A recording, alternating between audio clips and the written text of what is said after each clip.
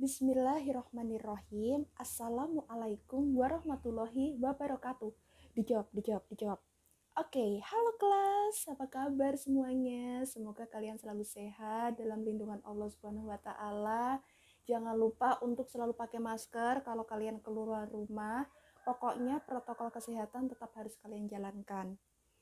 Terima kasih kalian sudah mengikuti pelajaran prakarya pada hari ini dalam keadaan yang sehat dan semoga kalian selalu bahagia juga ya.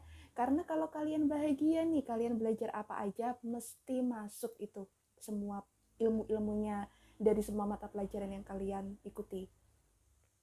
Oke, di prakarya kali ini Ibu mengambil materi dari buku prakarya kelas 7 semester 2. Jadi silahkan anak-anak kalian yang sudah punya bukunya, kalian siapkan dan kalian buka pada halaman 4. Sambil menyimak, sambil mendengarkan Bu Lisa menjelaskan materinya sedikit saja, karena ini vlog pembelajaran yang kalau kalian memutar materinya kan kalian harus pakai kuota. Nah, Ibu Lisa juga mengantisipasi nih supaya kalian kuotanya nggak habis banyak ya. Jadi silahkan didengarkan baik-baik, biar nanti kalian paham dan kalau ada tugas kalian nggak ngertinya gitu, nggak banyak tanya-tanya. Oke ya, sudah siap semuanya? Harus siap.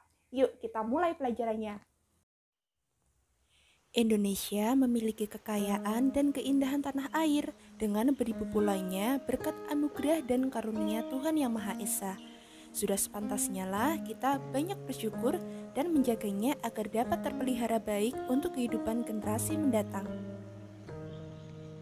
Meski Indonesia adalah negara yang indah, tapi pada kenyataannya banyak sekali limbah dan sampah yang mengotori keindahan negara kita.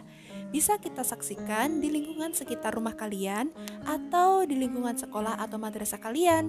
Banyak sekali kan limbah dan sampah seperti plastik bekas, bungkus pisang, bungkus coklat, dan bungkus-bungkus lain yang banyak berserakan di lingkungan kita. Oh iya, apakah teman-teman menjadi salah satu pelaku yang membuang sampah sembarangan? Sehabis makan pisang, langsung bungkusnya dibuang begitu saja? Semoga tidak ya. Teman-teman, kalian adalah generasi muda penerus bangsa Indonesia yang nantinya akan menempati dan tinggal di Indonesia dalam jangka waktu lama, sehingga kalian harus tetap menjaga negara kalian, menjaga lingkungan kalian tetap bersih dan tetap indah. Sebagai generasi muda, kepedulian dan kepekaan terhadap lingkungan hidup perlu ditanamkan sejak dini, atau kalian bisa memulainya nih dari sekarang. Tantangannya ke depan membutuhkan usaha dan kreativitas kita untuk memperbaiki kondisi lingkungan menjadi lebih baik. Upaya yang bisa teman-teman lakukan untuk menjaga lingkungan, pertama, membuang sampah pada tempatnya. Yuk, kita mulai dari sekarang untuk membuang sampah nih pada tempatnya. Jangan ngasal aja dibuang semena-mena di lapangan, di halaman sekolah, di jalanan. Itu adalah perbuatan yang tidak menjaga kebersihan dan keindahan lingkungan. Artinya kita tidak mensyukuri pemberian dari Tuhan Yang Maha Esa.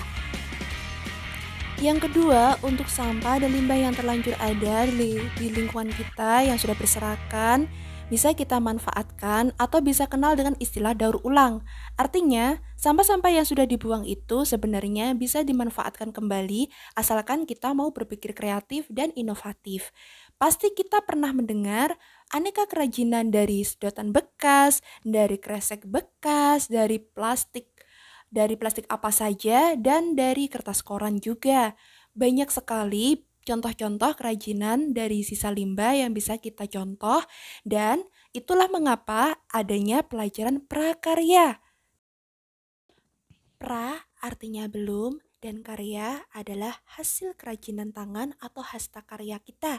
Jadi, prakarya adalah hasil karya yang sebelumnya belum jadi, masih berupa sebuah prototipe atau disebut dengan sampel dan belum diproduksi secara massal. Nama lainnya juga disebut sebagai proof of concepts. Perbedaan prakarya dan karya, untuk prakarya belum mempunyai target pemasaran atau konsumen. Jadi, prakarya bisa disimpulkan merupakan keterampilan, hasta karya, kerajinan tangan, atau keterampilan tangan.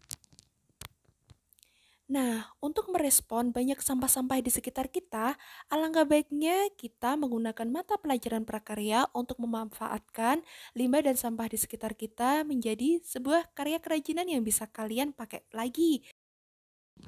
Limbah atau sisa bekas dari benda dan zat yang tidak terpakai dan sampah yang dibuang di lingkungan sebenarnya memiliki kelompok jenis berdasarkan wujudnya, sumbernya, dan berdasarkan senyawanya. Bisa kalian lihat di buku paket kalian halaman 5 sampai halaman 7 ya. Nah, di sana kalian akan melihat jenis dan karakteristik bahan limbah yang ada di lingkungan kita. Nah, langsung saja kita ke materi jenis dan karakteristik bahan limbah lunak. Kenapa limbah lunak? Limbah lunak mengacu pada kata sifat lunak, yaitu limbah yang bersifat lembut, empuk, dan mudah dibentuk. Eits, tapi itu bukan bantal ya. Nah, teman-teman, limbah lunak ini dibagi menjadi dua kategori. Yang pertama, limbah lunak organik, dan yang kedua, limbah lunak anorganik. Secara gampangnya begini, namanya saja organik. Jadi, pastinya bersifat alami dan berasal dari tumbuh-tumbuhan. Misalnya, daun-daunan, kulit buah, kulit sayuran, batang tumbuhan, dan sebagainya. Sedangkan untuk limbah anorganik, jelas lawan kata dari sifat organik dan tentu bersifat kimiawi. Nah, dari buku paket, kalian bisa baca limbah lunak anorganik berasal dari bahan olahan dengan campuran zat kimiawi dan menghasilkan bahan yang lembut, empuk, lentur, dan mudah dibentuk, serta diolah dengan bahan yang sederhana. Sementara, perbedaan dari sifat organik dan anorganik ini, untuk limbah organik ini lebih mudah terurai, sedangkan untuk limbah anorganik, ya namanya saja tidak alami. Tentu relatif sulit terurai dan mungkin beberapa bisa terurai tetapi memerlukan waktu yang lama. Oke, untuk limbah lunak anorganik, contohnya adalah plastik kemasan, kotak kemasan, kain perca, karet sintetis, dan itu tadi, styrofoam. Kalau bisa kalian menghindari styrofoam ya, karena berdasarkan penelitian, styrofoam adalah bahan yang sangat sulit terurai, bahkan tidak bisa diurai di perut bumi kita, bahkan sampai ratusan tahun. Nah, kalian kan sudah belajar tentang jenis dan karakteristik bahan limbah lunak yang dibagi menjadi dua kategori tadi, yaitu apa? Benar, limbah lunak organik dan limbah lunak anorganik. Nah, sekarang coba kalian perhatikan gambar berikut. Gambar apakah ini? Iya, benar, ini adalah kertas. Kertas koran. Menurut kamu, kertas itu adalah limbah organik atau limbah anorganik ya? Aku hitung sampai 3, silahkan kalian jawab dalam hati ya. Oke, kemudian yang kedua ini gambar plastik lembaran. Nah, untuk plastik lembaran ini menurut kalian termasuk limbah organik atau anorganik? Oke, sudah dipikirkan? Sudah dijawab? Oke. Apakah kalian jawabannya benar?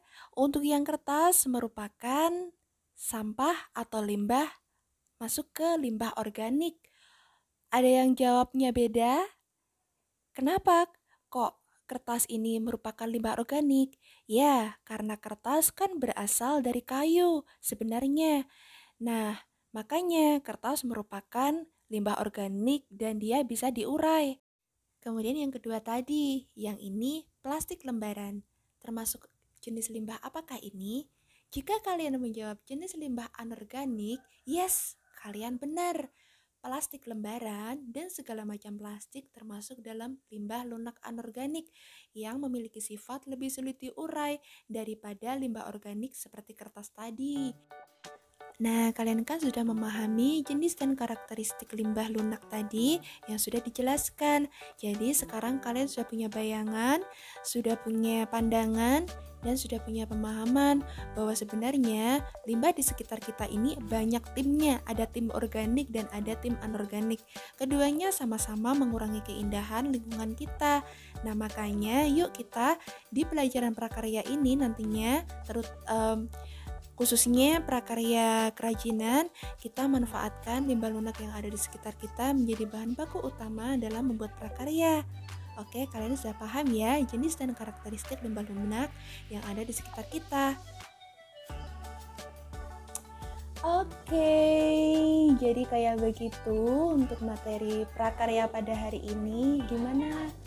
Asik gak pelajarannya? Enggak, Bu? Yuk, wis. Tapi kalian harus tetap semangat untuk belajar daringnya. Jangan lesu, jangan loyo. Kalian harus tetap semangat sebagai generasi corona di era tantangan ini ya. Kalian belajarnya harus lebih rajin. Oke, mohon maaf apabila ada salah kata selama penyampaian materi dari Bu Lisa. Jika kalian ada pertanyaan, silakan bisa kalian tanyakan di komen ataupun bisa kalian tanyakan via grup kelas masing-masing ya. Tetap sehat, harus tetap semangat, dan Ibu Lisa juga titip salam untuk keluarga teman-teman di rumah ya, Bapak, Ibu. Kalian pokoknya tetap harus jaga kesehatan. Kalau kemana-mana pakai masker, bukan masker ini ya, bukan masker timun atau apa, tapi masker yang buat melindungi mulut dan hidung kalian. Oke? Tetap semangat dan wassalamualaikum warahmatullahi wabarakatuh. Jangan lupa salamnya dijawab. Dadah, sampai jumpa di prakarya berikutnya.